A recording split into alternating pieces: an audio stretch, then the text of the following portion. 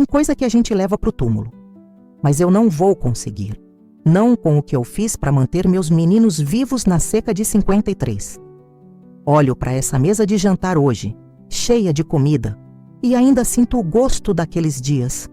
O gosto da vergonha que vira coragem quando se tem fome de verdade.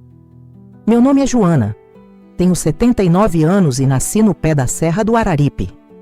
Casei nova com Zé Antônio, homem bom que plantava algodão e criava cabra. Tivemos 4 filhos. 2 morreram na seca. Os outros 2 só tão vivos porque eu fiz o que nenhuma mãe devia fazer. Mas fiz. A casa era de taipa, 3 cômodos só. Quando chovia, a gente era rico. Quando secava, era bicho do mato mesmo. Mas a seca de 53 não foi seca comum, não. Foi castigo de Deus ou do capeta, não sei bem. O que sei é que durou 2 anos completos. 2 anos sem uma gota de água cair do céu. Lembro do cheiro da terra rachada. Parecia couro velho queimado no sol. As plantas morriam de pé, secas, feito palha. Os açudes viraram crateras de barro duro. E nós, que dependíamos da chuva para tudo, ficamos feito bicho encurralado, sem saída. Zé Antônio vendeu as cabras uma por uma. Primeiro as mais fracas, depois as melhores. No fim, até o reprodutor ele vendeu por um saco de farinha e meio quilo de rapadura. Vi meu marido chorar nesse dia. Homem sertanejo não chora fácil, mas ele chorou. Os meninos perguntavam quando ia ter comida de novo. Maria tinha 8 anos, Antônio tinha 6. Os pequenos, João e Ana, nem falavam direito ainda. Como é que eu ia explicar para eles que a comida tinha acabado? Que o pai tinha saído para procurar trabalho na capital e não mandava dinheiro? Primeiro comemos as galinhas, depois os porcos. Por último, até o galo de briga do Zé Antônio virou canja. Quando acabaram os bichos de criação, comemos o que tinha na despensa. Farinha, feijão velho, uns pedaços de carne seca que guardava para o São João. Tudo foi embora em 15 dias. Foi aí que começou o desespero de verdade. Os meninos choravam de fome dia e noite. Maria ficou magra que nem vara seca. O pequeno João só dormia no meu colo, gemendo baixinho. Eu olhava para eles e sentia uma coisa ruim subindo do peito. Uma vontade de fazer qualquer coisa para não ver meus filhos morrerem. A vizinha, Dona Sebastiana, me ensinou a fazer cuscuz de macambira. Era a palminha do mandacaru ralada, misturada com farinha de mandioca. Amargo que nem fel, mas enchia a barriga. Os meninos comiam fazendo careta, mas comiam. Pelo menos por uns dias. Mas até a macambira foi acabando. E foi quando eu tomei a primeira decisão que me assombra até hoje. Foi quando eu olhei para os meus filhos dormindo no chão da casa, magros feito graveto, e falei baixinho: "Mãe faz qualquer coisa por vocês, qualquer coisa." Não sabia ainda o que essa promessa ia me custar. Terne, parte 2. Cotidiano que esconde dor. De manhã cedo, antes do sol rachar a terra, eu saía com Maria para procurar o que comer. Íamos para os matos, catando frutas de mandacaru, chique-chique, qualquer coisa que prestasse. Maria aprendeu cedo a reconhecer o que podia comer e o que era veneno. Menina esperta, minha filha. Esperta demais para a idade que tinha. Os outros meninos ficavam em casa com a vizinha. Dona Sebastiana perdeu os filhos dela também na seca. Sabia o que era desespero de mãe. Ela olhava os meus quando eu saía. Não cobrava nada. Naquela época, a gente se ajudava porque não tinha outra saída. Era questão de vida ou morte mesmo. Zé Antônio mandou uma carta pelo correio da cidade. Dizia que tinha achado serviço numa construção em Fortaleza. Mandava 2.000 réis quando pudesse. 2.000 réis não dava nem para comprar 1 quilo de farinha. Mas era alguma coisa. Era esperança, mesmo pequena. Lembro do rádio Telefunken que a gente tinha. Funcionava com pilha grande dessas quadradas. Toda noite eu ligava para ouvir as notícias. O locutor falava da seca, dos flagelados, dos comboios de alimento que o governo mandava. Mas nada chegava até nós. Nada mesmo. Foi numa dessas noites que ouvi falar do campo de concentração em Senador Pompeu. Juntavam os retirantes lá, davam comida e trabalho. Pensei em ir, levar os meninos. Mas Dona Sebastiana me disse que era pior que cadeia, que separavam as famílias, que muita gente morria de doença lá dentro. Maria me perguntou um dia por que a gente não ia embora também. Por que não seguia a estrada como os outros? Vi tantas famílias passando na nossa porta, levando trouxas nas costas, crianças no colo. Todos indo para lugar nenhum, só fugindo da fome. Expliquei para ela que a gente tinha que esperar o pai voltar. Mas a verdade é que eu tinha medo. Medo de sair de casa e morrer no meio do caminho. Medo de chegar numa cidade grande e não saber viver. Aqui eu conhecia cada pedra, cada árvore. Sabia onde encontrar água, mesmo pouca. Sabia onde os bichos se escondiam quando a coisa apertava. Foi pensando nos bichos que eu comecei a reparar no que mais tinha por ali. Lagarto correndo na cerca, rato do mato no meio dos galhos secos, cobra coral que aparecia de vez em quando procurando sombra. Bichos que a gente sempre teve nojo, sempre correu, mas que estavam vivos enquanto nós estava morrendo. Dona Sebastiana me contou que na seca de 32, ela viu gente comer tatu, preá, até morcego. Falou baixinho, olhando para os lados como se fosse pecado só de falar. Eu fingi que não dei importância, mas gravei cada palavra. Guardei na cabeça feito semente esperando a hora de germinar. Uma tarde, vi um gato do mato morto na estrada. Atropelado por um dos poucos carros que ainda passavam por ali. Animal novo, carne ainda boa. Parei, olhei em volta, ninguém vendo. Peguei o bicho e trouxe para casa debaixo do braço. Disse para os meninos que Dona Sebastiana tinha mandado um pedaço de carneiro. Eles comeram tudo, agradecendo a Deus. Eu comi também e não senti nada de diferente. Só alívio de ver eles saciados. Parte 3. Primeira suspeita. Maria começou a desconfiar. Era menina observadora, dessas que repara em tudo. Um dia me perguntou onde Dona Sebastiana arranjava tanta carne para dar para gente. Disse que eles também estavam passando necessidade, mas sempre aparecia um resto de comida para nós. Olhou para mim com aqueles olhos grandes esperando resposta. Inventei que ela tinha parente na cidade, que mandava mantimento de vez em quando. Maria balançou a cabeça, mas vi que não acreditou muito. Menina esperta demais. Já sabia que as coisas não batiam direito, mas não insistiu. Naquela época, criança não insistia muito não. Respeitava o que os mais velhos falavam. Foi nessa mesma semana que achei um tatu morto na beira do açude seco. Bicho grande, gordinho ainda. Devia ter morrido de sede. Trouxe para casa escondido numa saca de estopa. Disse que era carne que Zé Antônio tinha deixado enterrada no quintal antes de viajar. Que lembrei do lugar só agora. Quando botei a panela no fogo, Maria ficou olhando. Disse que o cheiro era diferente, que não cheirava a bode nem a porco. Falei que era tempero novo que aprendi com Dona Sebastiana. Ela ficou quieta, mas vi no olhar dela que alguma coisa tinha mudado, que começava a suspeitar de mim. Os meninos pequenos comeram normal. João até repetiu, coitadinho. Estava tão magro que dava dó. Antônio também comeu bem. Só Maria mexia a comida no prato, provando devagar, pensativa. De vez em quando olhava para mim com cara estranha, como se estivesse descobrindo alguma coisa que não queria descobrir.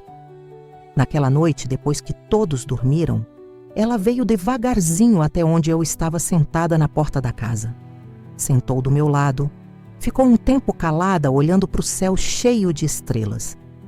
Depois perguntou baixinho se o pai dela ia voltar logo, se a seca ia acabar um dia, se nós íamos morrer de fome. Respondi que o pai voltava sim, que a chuva ia chegar, que ninguém ia morrer. Mas senti que minha voz tremeu na hora de falar. Maria percebeu também. Encostou a cabeça no meu ombro e ficamos ali, quietas, ouvindo o barulho do vento nas telhas soltas da casa. Foi quando ela perguntou a coisa que eu mais tinha medo de ouvir. Mãe, a senhora está escondendo alguma coisa da gente? Senti o coração disparar. Demorei para responder. Quando falei, só consegui dizer que mãe sempre esconde coisa dos filhos para proteger, que era normal. Ela levantou a cabeça, me olhou nos olhos. Disse que entendia. Que se eu estivesse fazendo alguma coisa errada para a gente não morrer de fome, ela não ia contar para os irmãos pequenos. Que ia guardar segredo. Senti uma dor no peito quando ouvi isso. Minha menina de 8 anos já sabia que o mundo não era fácil. Naquela madrugada não consegui dormir.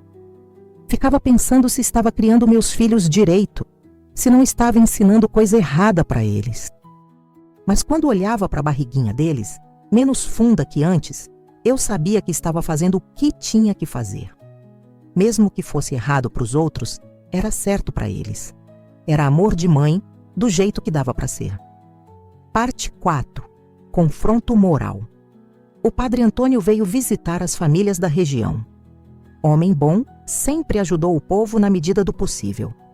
Trouxe uns sacos de farinha e feijão que conseguiu na cidade. Pouco, mas ajudou. Sentou na minha sala, tomou café aguado, perguntou como estava a situação por aqui. Falei da falta de chuva, da saída do Zé Antônio, da dificuldade para alimentar os meninos. Ele balançou a cabeça, disse que entendia, que eram tempos difíceis para todo mundo. Depois olhou para os meus filhos brincando no quintal e perguntou se eles estavam comendo direitinho, se eu estava conseguindo dar comida suficiente. Senti um nó na garganta. Falei que sim, que Deus estava ajudando, que sempre aparecia alguma coisa. Ele sorriu, disse que era fé mesmo, que Deus não abandona quem precisa.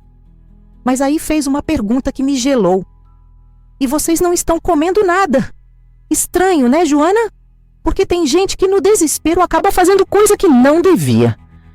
Meu coração bateu tão forte que achei que ele ia ouvir. Perguntei o que ele queria dizer com coisa estranha. Ele coçou a barba, olhou para os lados, falou baixinho que tinha ouvido falar de famílias comendo bicho do mato, coisa que não era de comer, que isso era pecado contra Deus, que era melhor morrer de fome que ofender o Criador.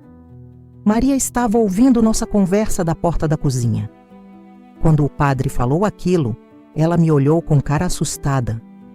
Vi nos olhos dela que tinha entendido tudo, que agora sabia de onde vinha a carne que eu dava para eles. Fiz sinal para ela se afastar, mas ela ficou ali, parada feito estátua. O padre continuou falando que tinha que ter fé, que Deus ia mandar a chuva na hora certa, que a gente não podia desesperar e fazer coisa contra a natureza, que era melhor jejuar e orar do que se alimentar com o que não prestava. Ouvi tudo calada, mas por dentro estava fervendo de raiva. Quando ele foi embora, Maria veio para perto de mim.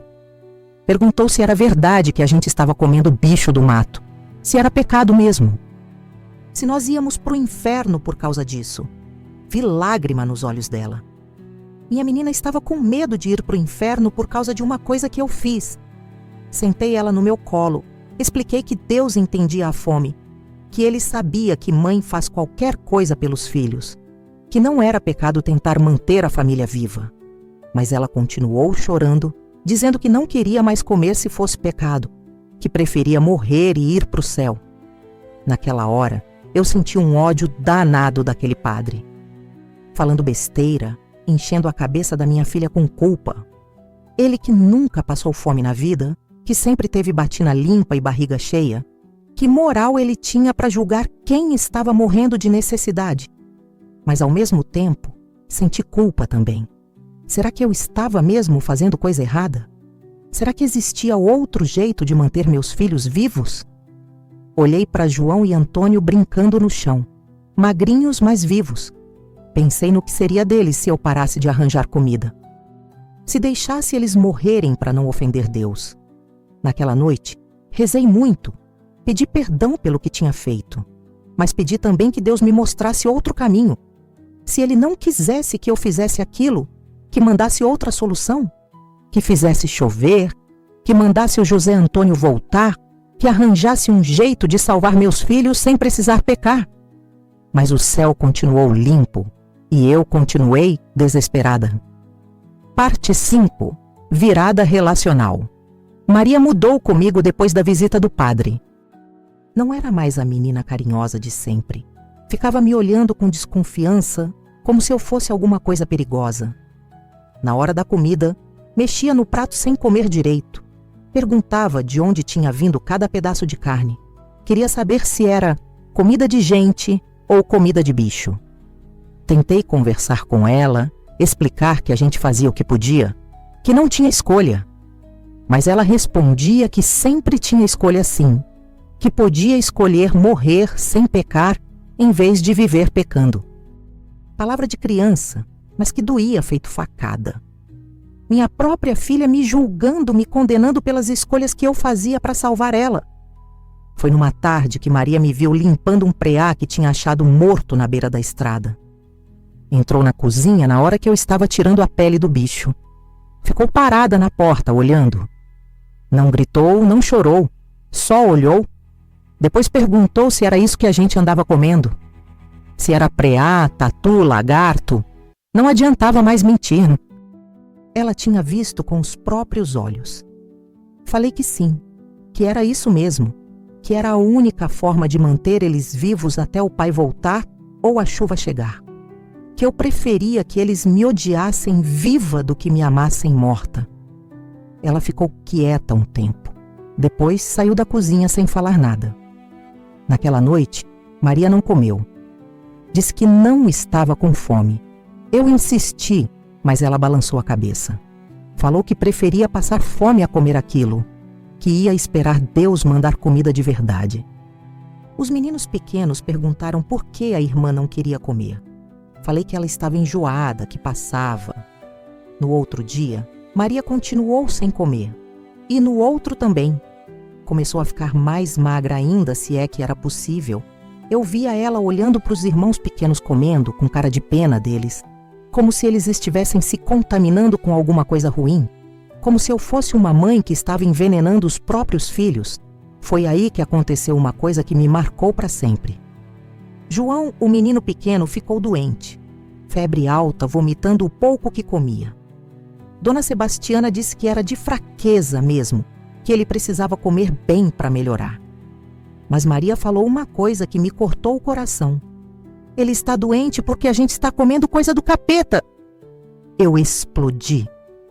Gritei com ela pela primeira vez na vida. Falei que ela estava sendo ingrata, que não sabia o que eu passava para conseguir comida. Que se ela quisesse morrer de fome, que morresse, mas que não enchesse a cabeça dos irmãos com bobagem. Ela me olhou com os olhos cheios de água, mas não chorou. Só disse: "A senhora não é mais minha mãe." Aquelas palavras me doeram mais que qualquer fome, mais que qualquer necessidade. Minha filha mais velha, que eu amava mais que tudo na vida, tinha me renegado. Não me considerava mais mãe dela. Tudo porque eu estava fazendo o impossível para manter ela viva. Senti um vazio no peito que parecia que ia me engolir. Naquela madrugada, ouvi Maria chorando baixinho no quarto.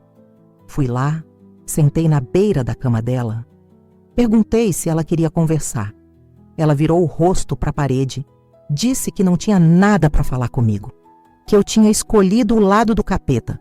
Que agora ela só falava com Deus. Fiquei ali sentada, olhando para minha menina que parecia ter virado uma estranha. Pensei em desistir de tudo. Em parar de procurar comida, deixar a fome levar todos nós. Pelo menos íamos morrer juntos com ela me amando de novo. Mas aí ouvi João tossindo no outro quarto, fraquinho, precisando de força para melhorar. E soube que não podia desistir. Mesmo que perdesse o amor de Maria, não podia deixar os outros morrerem. Parte 6. Cena de perda. João piorou na semana seguinte. A febre não baixava mais, mesmo eu fazendo chá de tudo quanto era erva que conhecia. Ele ficava no meu colo o dia inteiro, queimando feito brasa. Dona Sebastiana disse que precisava de médico, mas o doutor mais próximo ficava na cidade, a 2 léguas dali. E como é que eu ia levar um menino doente numa viagem dessas, debaixo do sol escaldante? Maria continuava sem comer direito. Tinha virado pele e osso. Quando eu insistia para ela se alimentar, ela dizia que estava jejuando para Deus curar o irmão, que ia ficar sem comer até João melhorar. Eu via que ela estava se matando aos poucos, mas não conseguia convencer ela a mudar de ideia. Minha menina tinha se tornado uma fanática religiosa de 8 anos. Antônio também começou a emagrecer perigoso. Comia o que eu dava, mas reclamava que a barriga doía depois, que a comida estava com gosto ruim.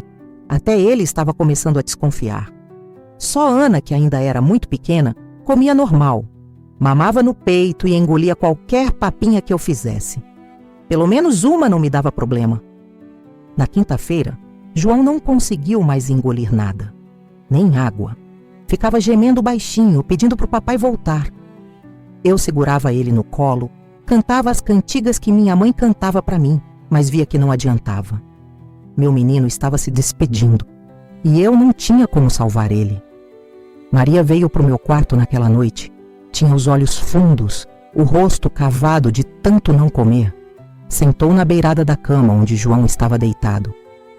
Pegou na mãozinha dele e falou baixinho: João, se você quiser ir embora, pode ir. O céu é melhor que aqui. Lá você não vai ter mais fome. Eu senti uma raiva danada dela.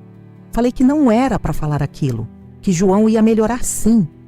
Mas no fundo, eu sabia que minha filha estava certa, que meu menino estava sofrendo à toa, que talvez fosse melhor mesmo ele descansar. Mas como é que uma mãe aceita uma coisa dessas? Como é que a gente se conforma em perder um filho? João morreu na madrugada de sexta-feira, nos meus braços, sem fazer barulho. Só parou de respirar. Ficou quietinho, com carinha de anjo. Eu segurei ele um tempo, ainda quente, fingindo que ele estava só dormindo. Cantei baixinho, penteei o cabelo dele com os dedos. Não queria aceitar que tinha perdido meu menino. Maria chorou pela primeira vez em semanas. Chorou muito, abraçada comigo e com João. Disse que tinha sonhado com ele na noite anterior. Que no sonho, João estava numa casa grande, com mesa cheia de comida, pedindo para ela não ficar triste, que ele estava bem agora, que não sentia mais fome nem sede, não tinha dinheiro para caixão. Dona Sebastiana ajudou a embrulhar João numa toalha limpa que ela ainda guardava. Cavamos um buraco no quintal de casa, debaixo da umbuzeira que ainda tinha sombra. Rezamos um Pai Nosso e uma Ave Maria. Maria botou uma florzinha que achou no mato em cima da terra fofa. Naquele dia, senti que alguma coisa tinha morrido dentro de mim também. Não era só João que eu tinha perdido. Era a fé de que eu conseguia proteger meus filhos. Era a certeza de que meu amor de mãe era suficiente para vencer qualquer coisa. Eu tinha falhado, e agora restavam só 3. Depois do enterro, Maria me abraçou. Primeira vez em semanas que ela demonstrava carinho. Disse que me perdoava, que entendia que eu fazia o que podia, que talvez Deus tivesse levado João porque sabia que ele não aguentaria mais sofrer, e que agora ela ia me ajudar a cuidar dos outros 2, que não íamos perder mais ninguém. Guás, parte 7. Isolamento ou fuga? Depois que João morreu, a casa ficou diferente. Parecia maior, mais vazia. O canto onde ele dormia ficou arrumadinho, com as roupinhas dele dobradas em cima da cama. Maria não deixava ninguém mexer ali. Dizia que quando Jesus voltasse, João ia precisar das coisas dele. Criança cria cada fantasia para se consolar. Dona Sebastiana parou de vir aqui. Não por maldade, mas porque ela também estava passando aperreio. Os filhos dela adoeceram. O marido sumiu atrás de trabalho. Cada um lutando para sobreviver do seu jeito. A solidariedade que existia no começo da seca foi morrendo junto com a esperança de que aquilo ia acabar logo. Parei de sair de casa. Tinha medo de encontrar o padre, de ouvir de novo que eu estava pecando. Tinha medo de encontrar os vizinhos, de eles descobrirem o que eu andava fazendo para alimentar meus filhos. Melhor ficar isolada mesmo, só eu e as crianças, longe do julgamento dos outros. Antônio perguntou por que a gente não recebia mais visita. Porque ninguém vinha aqui. Falei que era porque todo mundo estava ocupado, cuidando dos próprios problemas. Mas vi que ele sentia falta de brincar com outras crianças. De vez em quando ele saía para o quintal, gritava o nome dos amiguinhos que moravam perto. Ninguém respondia. todo mundo trancado dentro de casa. Maria assumiu o papel de mãe pequena. Ajudava a cuidar de Ana, contava a história para os irmãos, fazia tudo certinho. Mas eu via que ela estava diferente, mais séria, mais adulta que devia. Menina de 8 anos não tinha que ter aquela responsabilidade toda. Mas não tinha jeito. A vida tinha obrigado ela a crescer antes da hora. Foi nessa época que Antônio começou a fazer pergunta difícil. Queria saber quando o pai ia voltar, se a gente ia se mudar para a cidade, se ia ter escola de novo algum dia, por que João tinha morrido e nós não, por que Deus deixava a criança morrer de fome. Pergunta que eu não sabia responder. Uma tarde um homem apareceu na nossa porta. Magro, sujo de poeira, com cara de quem vinha de longe. Disse que era primo do José Antônio que vinha de Fortaleza. Trouxe notícia do meu marido. Disse que ele estava bem, trabalhando numa obra grande, que mandava dizer que ia demorar mais um pouco para voltar. O homem olhou para os meus filhos, viu o estado que eles estavam. Perguntou se eu não queria ir embora também. Disse que na cidade tinha campo de concentração, que davam comida e trabalho para quem chegasse, que muita família daqui tinha ido para lá, que a vida era melhor que morrer de fome no sertão. Pensei sério na proposta. Pegar os meninos e sair andando como tantos outros fizeram. Deixar essa casa, essa terra seca, essa vida de sofrimento, começar de novo num lugar onde talvez tivesse futuro para eles. Mas aí lembrei do túmulo do João ali no quintal. Como é que eu ia deixar meu menino sozinho?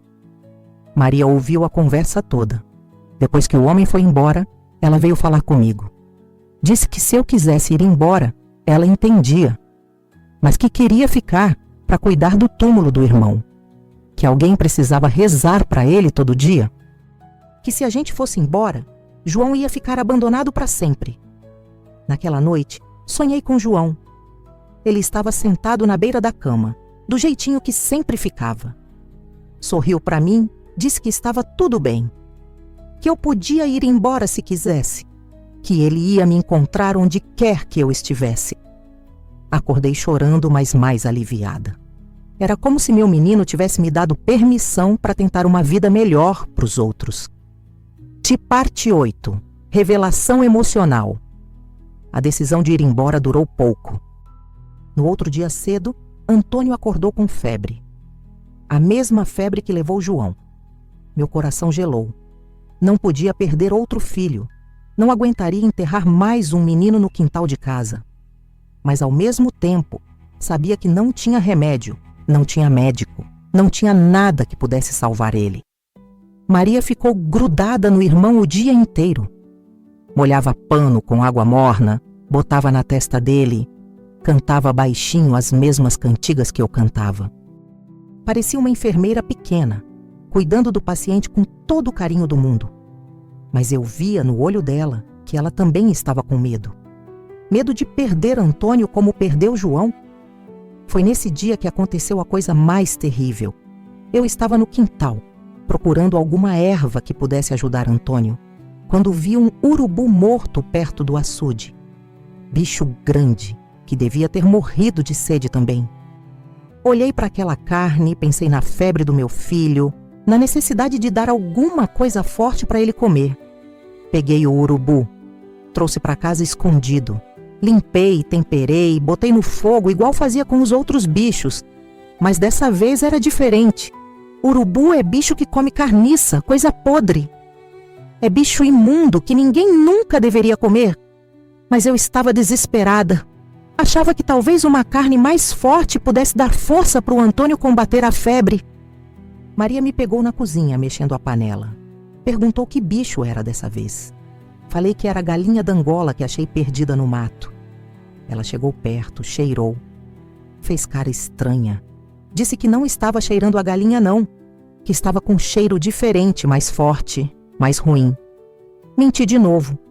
Falei que era porque o bicho estava meio passado, que por isso o cheiro era estranho, mas que depois de cozinhar ficava bom. Maria me olhou com desconfiança. Já conhecia minhas mentiras. Sabia quando eu estava escondendo alguma coisa.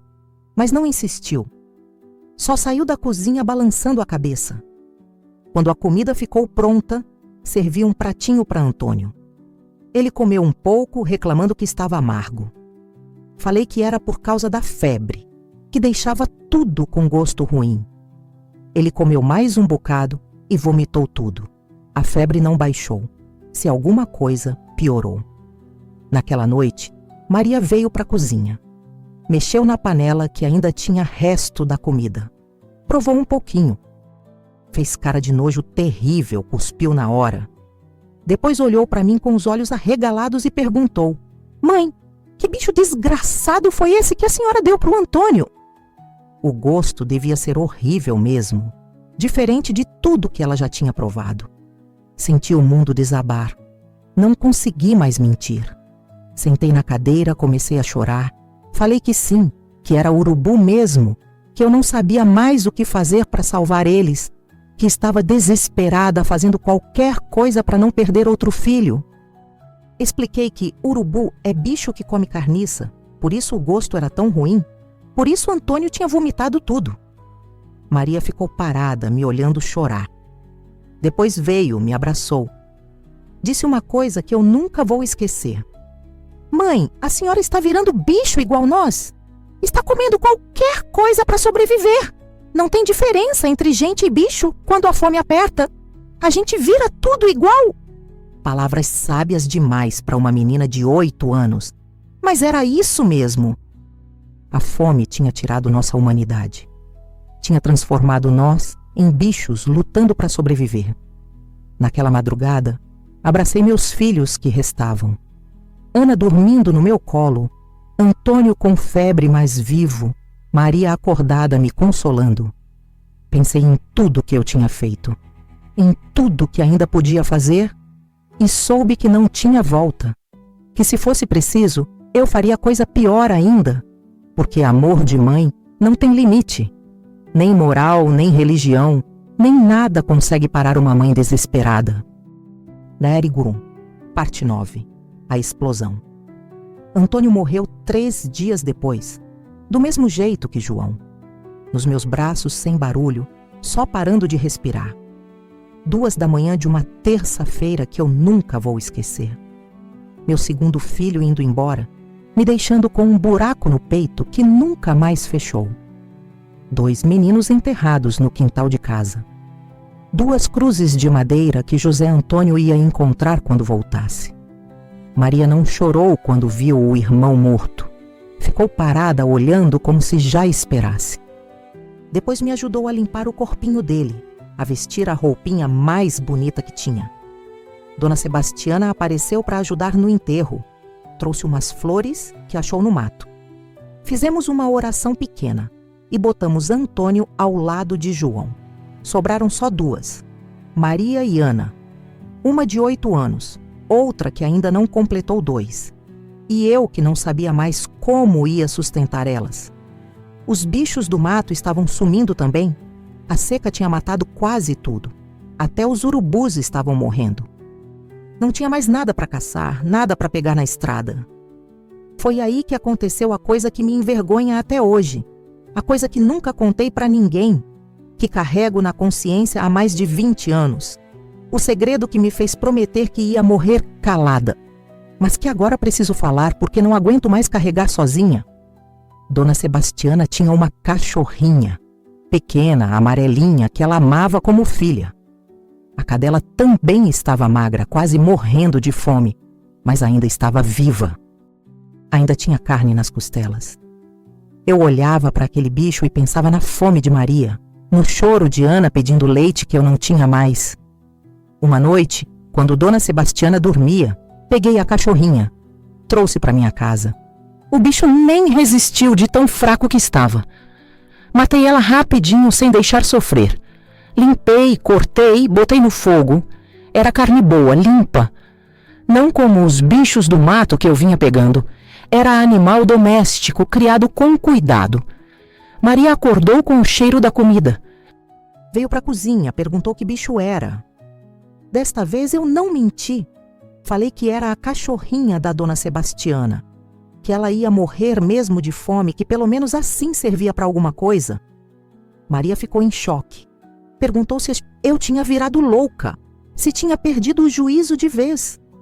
Expliquei que não tinha mais escolha, que era isso ou deixar elas morrerem também, que no desespero da fome não existia mais diferença entre bicho de estimação e bicho de caça.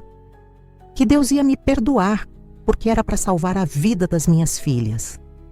Que quando a morte bate na porta, a gente faz qualquer coisa. Maria me olhou como se eu fosse um monstro. Mas ela comeu.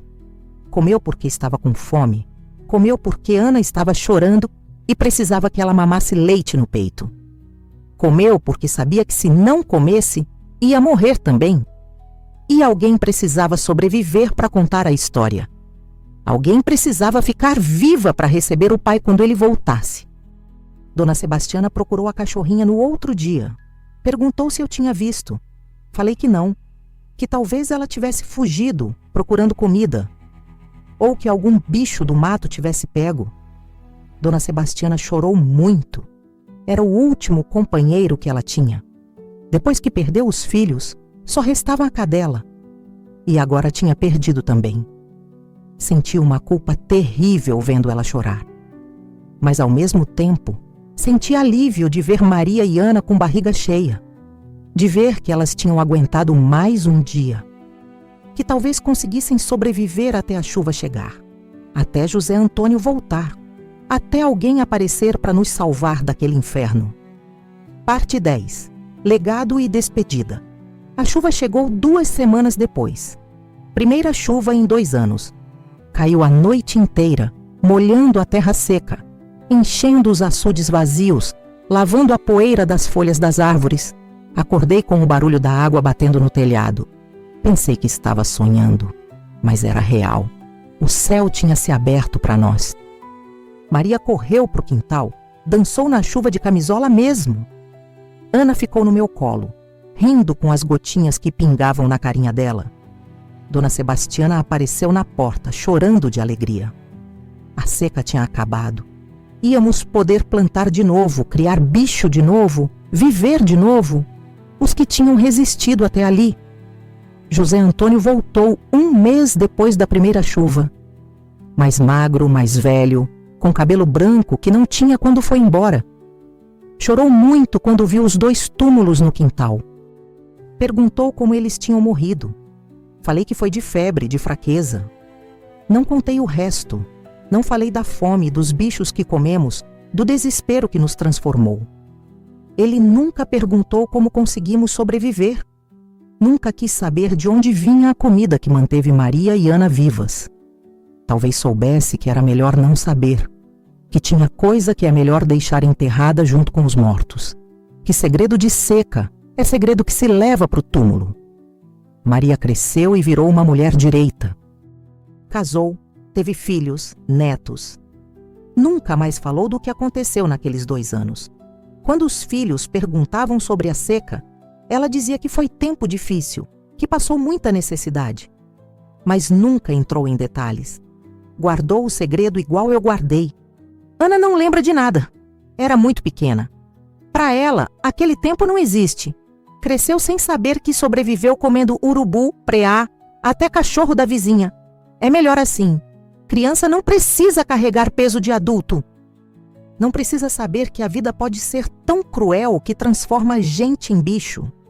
Hoje eu olho para os meus netos comendo a mesa farta e penso no que eu fiz para manter a linhagem viva. Nas escolhas que tomei para que eles pudessem existir. Foi errado? Foi certo? Não sei mais.